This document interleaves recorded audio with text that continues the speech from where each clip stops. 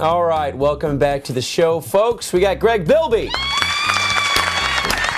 Girls, can't wait to meet you after the post-production party. He's already met him. I know. He's just trying. He's playing some coy little game. Yeah. All right, dude. Today we're gonna be funny. Yes, humor. We're talking funny. Yeah, we're gonna try to be funny, but yeah, we're gonna do a little humor thing.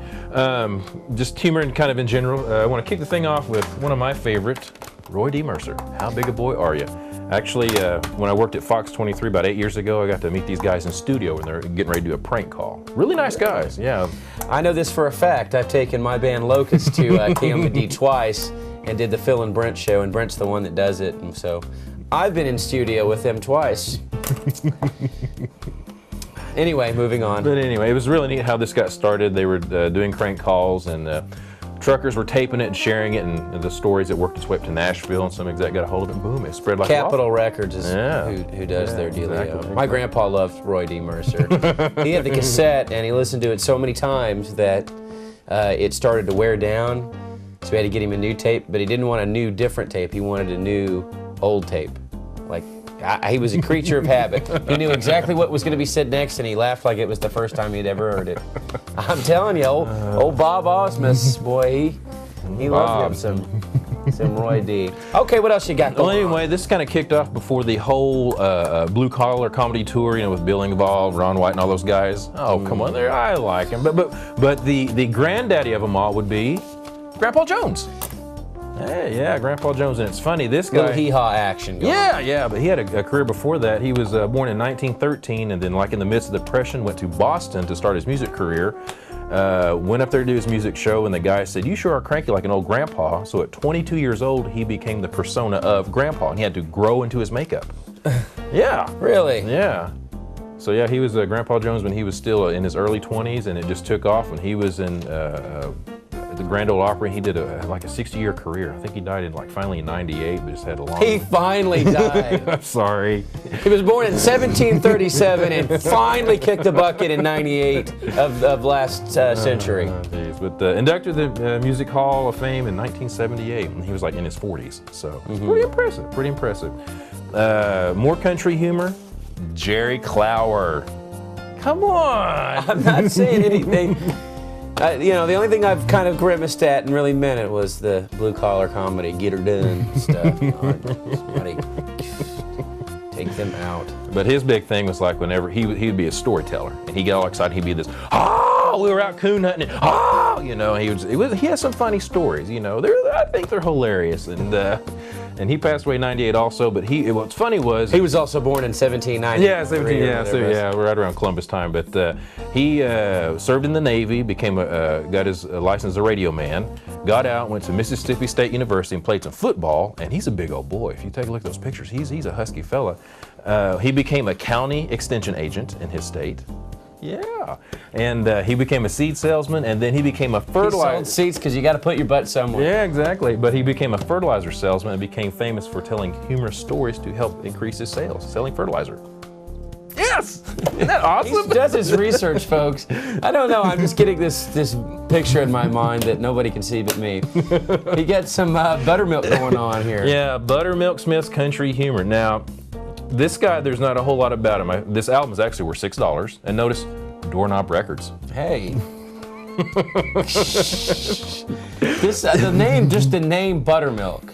Yeah, well, you know, is just funny enough to me. Mm-hmm. But if you notice, his little fingers are stubby. Looks like he's had like a little industrial accident, and notice that you're a little bit shorter. Hey. Yeah. Yeah, he is missing some of a digit there. Yeah. But Buttermilk Smith, that almost sounds like a blues artist or something. Very true. Some guy from the Mississippi Delta or something. He's from Tulsa. From Tulsa. He is from Tulsa. Boy, we just got all the winners, don't we? Exactly. But look at some of the jokes here: the midget logger, pregnant woman, and story about old lady getting raped. That's some of his humor, you know. And I guess he only has one album, and it's worth $6. What else you got? Oh, one of my favorites of all. Oh, I forgot to mention about Jerry Clower. He had 27 records released during his 27-year career. Jeez, 27. I don't even think the Rolling Stones have that many albums. He had an album every year, and that does not include the best of compilations. So yeah, so Jerry Clower, he was a machine. My personal favorite, George Carlin. Cool, double disc album going on here. Yeah. Ticket stub from when I saw him in Tulsa back in Yo. '80. Yeah, and he's the one that had the famous 7 Words You Can't Say on TV and became a Supreme Court landmark case. It actually used that as their basis for the decision. Yes, and the here are the 7 words.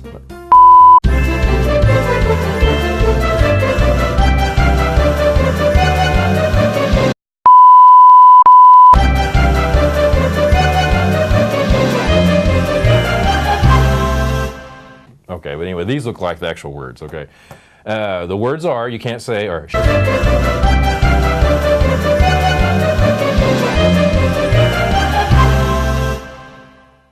You can't say that on TV. Which I just did, sorry. But anyway, those are banned. I like my version of...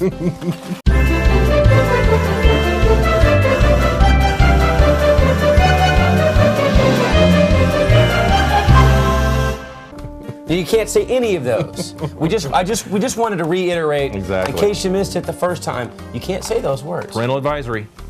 Hey, yeah, that was like last time you were on, wasn't it? We were talking about the... Well, there's also a warning on the inside. If you want me to read that? Yeah, I don't have my contacts in, folks, so I'm just like, I'm reading everything.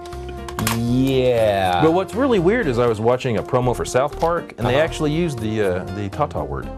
And this was like 6 or 7 in the afternoon on Saturday, and I was really surprised, you know? You know, it's incredible what maybe 10 years ago you couldn't say. Mm-hmm. And now, I mean, you can maybe flip over to say A&E, which is a basic cable channel. Not as cool as INTV, but it is a basic cable channel. And you know, they show The Sopranos, and you'll be 2:30 in the afternoon, and little AJ's talking about maybe some pretty hardcore stuff that sometimes I'm surprised by it too. I'm like, I can't believe they didn't try to make him say something else, a little dubbing or anything. No, I just let him roll with it. There's really probably about 3 or 4 words you can't say. Mm-hmm. I mean, there was probably a day, I'm sure, that you couldn't say crap on television. Now it's like, watch this, crap, mm-hmm. crap, crap, crap, crap, crap, crap, crap, poop, pee. Exactly. Oh, and that's also a little stand-up part on Buttermilk Smith, the story of poo-poo. Oh, here's a good one, fart. Yes. Fart. Okay, what else we got going on? I like this little disclaimer here. Notice this recording contains no backmasking for subliminal suggestory. All messages from the devil are recorded clearly and audibly in straightforward standard American English. George Carlin. I think that's all true.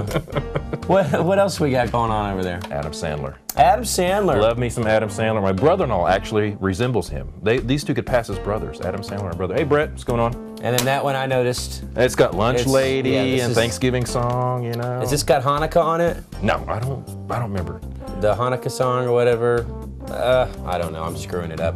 Okay, but this one also has a parental advisory. Exactly, parental advisory. But it's also some of his guests on this one were like Conan O'Brien, David Spade, Tim Meadows, and Rob Schneider. When it comes to comedy, if it doesn't have one of these explicit lyric dealios on it, I don't want to listen to it. Even Sinbad? Sinbad. He's funny. Sinbad sucks. Funny. Sucks is something you can say now on TV, but maybe 12, 13, 14 years ago you couldn't say sucks. But sucks. Sinbad sucks. I like me some Sinbad. And we'll go to war over it. You know who else doesn't? Who else thinks Sinbad sucks? Who? James Townsend. Anyway, what else you got?